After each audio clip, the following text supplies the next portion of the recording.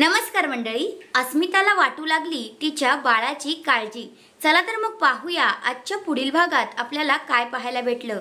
आता अस्मिता घरी नसते आणि अस्मिताचं जे बाळ आहे ते चालत चालत दरवाजापाशी आलेलं असतं आणि आता नंतर सगळ्यांचं त्याच्याकडे लक्ष जातं। मग अस्मिता आल्यानंतर पाहते तर ती स्वतः बाळाला वाचवते। मग ती बोलते, तुमचं कुणाचंच लक्ष नव्हतं का? कसं काय मी आता तुमच्यावर बाळ सोपवून जाऊ? मग आता दुसऱ्या बाजूला सायली जी आहे ती अर्जुनला सांगत असते आणि बोलत असते, मला असं वाटतंय की मी चांगली आई नाही होऊ शकत वाटतं। आजच अस्मिताताईंच्या बाळाचा हात चिमटला असता। मला खूप टेन्शन येतंय हो, मी चांगली आई होईल ना? असं आता सायलीला प्रश्न पडलेला असतो, कारण की तिला असं वाटत असतं की माझ्यामुळे ते झालंय। मग दुसऱ्या बाजूला आपली जी प्रिया आहे ती नागराजशी बोलत असते, म्हणत असते त्या सायलीने माझं सगळं काही घेतलेलं आहे वरबाडून, आता मला ते पुन्हा हवंय। माझी त्या सिंहासनावर बसण्याची आहे, त्या सायलीची नाही। आता तिची मी वाट लावणार, अशी प्रिया बोलत असते।